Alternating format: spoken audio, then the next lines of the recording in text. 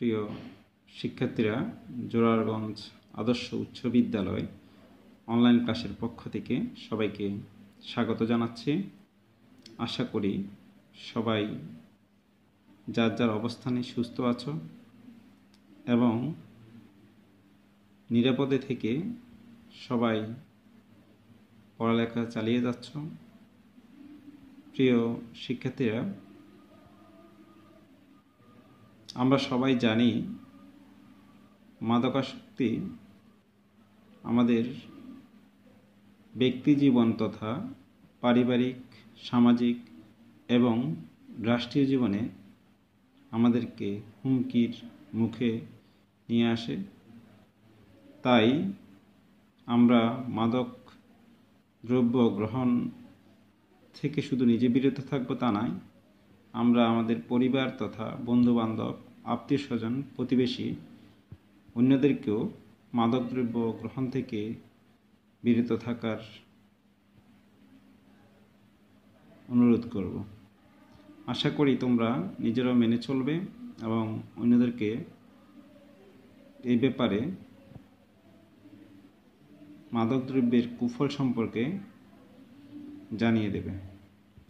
প্রিয় নবম দশম শ্রেণীর শিক্ষার্থীরা, আজকের ক্লাসে আমরা রক্তের কাজ এবং রক্ত উপাদানের অস্বাভাবিক অবস্থা এই দুইটি বিষয় নিয়ে আলোচনা করব।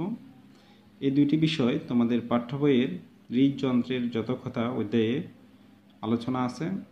আশা করি আজকের আলোচনার সাথে তোমরা মনোযোগ সহকারে ক্লাসটি সাথে থাকবে এবং আমার আলোচনাগুলো মনোযোগ সহকারে শুনবে এবং পাশাপাশি পাঠ্য বই সামনে রেখে আলোচনাগুলোর সাথে অ্যাডজাস্ট করে তোমরা পড়াশোনা চালিয়ে যাবে। রক্তের কাজ, রক্তের যেই কাজগুলো আছে তার ভিতরে উল্লেখযোগ্য কাজ হচ্ছে শ্বাসকার্য। রক্ত অক্সিজেনকে কি করে ফুসফুস থেকে টিস্যু কোষে এবং টিস্যু কোষ থেকে কার্বন ডাইঅক্সাইড কোথায় নিয়ে আসে? ফুসফুসে। তাহলে অক্সিজেনকে ফুসফুস থেকে নিয়ে আসে টিস্যু কোষে এবং টিস্যু কোষ থেকে কার্বন ডাইঅক্সাইডকে নিয়ে আসে ফুসফুসে। এই কাজটা কে করে? রক্ত। রক্তের ভিতরে আমরা জেনেছি এর আগের ক্লাসেই রক্তে তিনটি উপাদান আছে: লোহিত রক্তকণিকা, শ্বেত রক্তকণিকা, অনুচক্রিকা। এই তিনটি কণিকার ভিতরে লোহিত কণিকা এবং রক্তরস এই কাজটি করে থাকে, অর্থাৎ শ্বাসকার্যে সহায়তা করে আমাদেরকে। এছাড়া রক্ত অন্তঃকরা গ্রন্থি থেকে নিঃসৃত হরমোন দেহের বিভিন্ন অংশে পরিবহন করে। রক্ত এই কাজটিও করে। অন্তঃকরা গ্রন্থি থেকে নিঃসৃত হরমোনটা কি করে? আমাদের শরীরের বিভিন্ন অংশে পরিবহন করে নিয়ে যায়। দেহের সঞ্চয়ভাণ্ডার থেকে এবং পরিপাকৃত খাদ্যসার দেহের টিস্যু কোষগুলোতে বহন করা রক্তের আরেকটি উল্লেখযোগ্য কাজ। তাছাড়া আমাদের শরীরে যে নাইট্রোজেন গঠিত বর্জ্য পদার্থগুলো আছে সেগুলো কিডনি বা বৃক্কে পরিবহন করায়, এটি রক্তের আরেকটি গুরুত্বপূর্ণ কাজ। আমাদের দেহের তাপের বিস্তৃতি ঘটিয়ে তাপমাত্রা নিয়ন্ত্রণ করা। দেহের রোগ জীবাণু প্রবেশ করলে মনোসাইট ও নিউট্রোফিল জাতীয় শ্বেতকণিকা ফ্যাগোসাইটোসিস পদ্ধতিতে জীবাণুকে গ্রাস করে ধ্বংস করে। লিম্ফোসাইট জাতীয় শ্বেতকণিকা অ্যান্টিবডি গঠন করে দেহের ভিতরে জীবাণুকে ধ্বংস করে এবং বাইরে থেকে জীবাণুর আক্রমণকে প্রতিহত করে। তাহলে এক কথা বলতে গেলে আমাদের শরীরের যে যাবতীয় কার্যক্রম তার অধিকাংশ কার্যের সাথে রক্ত জড়িত এবং রক্ত আমাদের শরীরের যে কার্যক্রমগুলো সেগুলোকে ত্বরান্বিত করতে সহায়তা করে। যেমন শ্বাসকার্য, হরমোন পরিবহন, খাদ্যসার পরিবহন, বর্জ্য পরিবহন, উষ্ণতা নিয়ন্ত্রণ, রোগ প্রতিরোধ। এর একটি ব্যত্যয় ঘটলেই আমাদের জীবনের অবসান ঘটতে পারে। সুতরাং রক্তই আমাদের শরীরে একটি গুরুত্বপূর্ণ অর্থাৎ প্রধান কার্যগুলো সম্পাদন করে থাকে। একজন প্রাপ্তবয়স্ক সুস্থ মানুষের দেহে লোহিত রক্তকণিকা থাকে প্রতি ঘন মিলিলিটারে 4.5 থেকে প্রায় 5.5 লক্ষ এবং নারীদের দেহে প্রতি ঘন মিলিলিটারে থাকে 4 থেকে 5 লাখ প্রায়, এবং শ্বেতকণিকা থাকে প্রতি ঘন মিলিলিটারে 4,000 থেকে প্রায় 10,000। এর ভিতরে নিউট্রোফিল আছে 40 থেকে 75%, ইওসিনোফিল আছে 1 থেকে 6%, মনোসাইট আছে 2 থেকে 10%, লিম্ফোসাইট আছে 20 থেকে 45%, বেসোফিল আছে 0 থেকে 1%। এগুলো হচ্ছে শ্বেতকণিকার শতকরা হার। এরপর আসে হিমোগ্লোবিনের পরিমাণ কত। পুরুষের দেহে থাকে 14 থেকে 16 এবং নারীর থাকে 12 থেকে 14। অনুচক্রিকা প্রতি ঘন মিলিলিটারে 50,000 থেকে প্রায় 4 লক্ষ, 50,000 থেকে প্রায় 4 লক্ষ। এছাড়া এই লোহিত কণিকা, শ্বেতকণিকা, হিমোগ্লোবিন, অনুচক্রিকার বাহিরে আরও কিছু জৈব পদার্থ আমাদের রক্তে থাকে। এর ভিতরে আছে serum urea, serum creatinine, cholesterol, bilirubin. এগুলো সিরাম ইউরিয়ার পরিমাণ প্রায় 15 থেকে 40।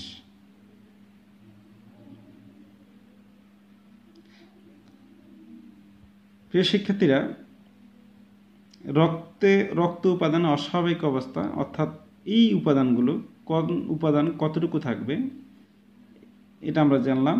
এই উপাদানগুলোর যদি ব্যত্যয় ঘটে, যদি অস্বাভাবিক অবস্থা অর্থাৎ বৃদ্ধি পায় অথবা কমে যায়, তাহলে কি সমস্যা হতে পারে। এর ভিতরে আছে পলিসাইথিমিয়া, লোহিত রক্তকণিকার সংখ্যা স্বাভাবিক তুলনায় বৃদ্ধি পাওয়া। আমরা জানলাম লোহিত রক্তকণিকা পুরুষের দেহে প্রতি ঘন মিলিলিটারে থাকবে 4.5 থেকে 5.5 লাখ, আর নারীর দেহে থাকবে প্রতি ঘন মিলিলিটারে 4 থেকে 5 লাখ। যদি এর তুলনায় এর সংখ্যা অস্বাভাবিকভাবে বৃদ্ধি পায়, তখন এটাকে আমরা বলবো পলিসাইথিমিয়া। এরপর আসো অ্যানিমিয়া। লোহিত কণিকার সংখ্যা স্বাভাবিক তুলনায় যদি কমে যায় অথবা হিমোগ্লোবিনের পরিমাণ স্বাভাবিক অবস্থার তুলনায় কমে গেলে, তাহলে আমরা সেটিকে বলবো অ্যানিমিয়া। তাহলে লোহিত রক্তকণিকার সংখ্যা স্বাভাবিক তুলনায় বেড়ে গেলে সেটি হবে পলিসাইথেমিয়া, আর স্বাভাবিক তুলনায় কমে গেলে সেটাকে বলবো আমরা অ্যানিমিয়া।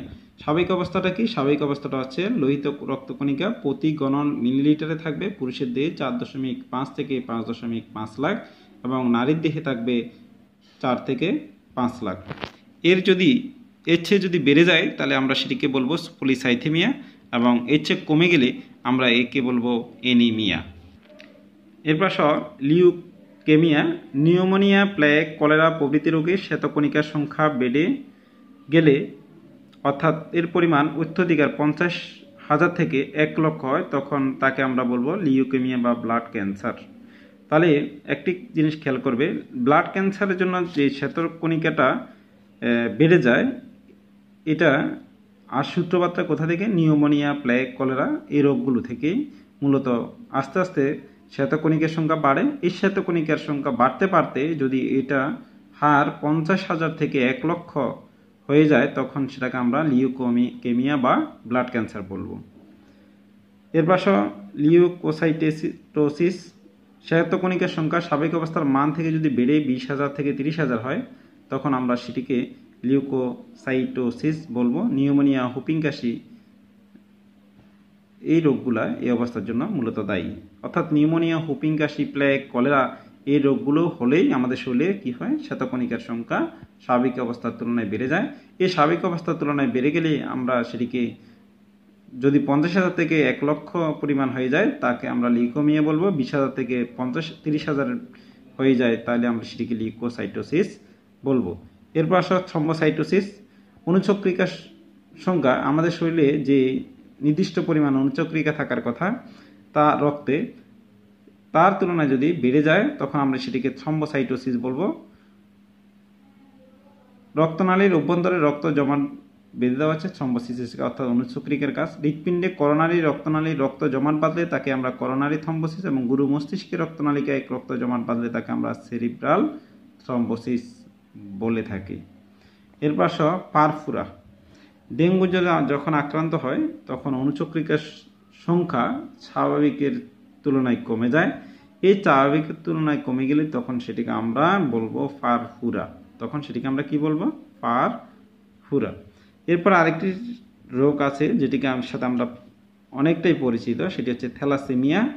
থ্যালাসেমিয়া এটি হচ্ছে বংশগত রোগ, অর্থাৎ কোনো একটা রোগীর বাবা মা অথবা ভাই বোন এরা কেউ যদি আক্রান্ত থাকে অথবা নিকটাত্মীয়, তাহলে তারও এই থ্যালাসেমিয়া সমস্যাটি থাকতে পারে। এটি বংশগত একটি রোগ। এই রোগে আক্রান্ত ব্যক্তির রক্তে হিমোগ্লোবিনের পরিমাণ কমে রক্তশূন্যতা দেখা দেয়, অর্থাৎ হিমোগ্লোবিনের পরিমাণ একেবারে কমে যায়, যার কারণে রক্তশূন্যতা দেখা দেয়।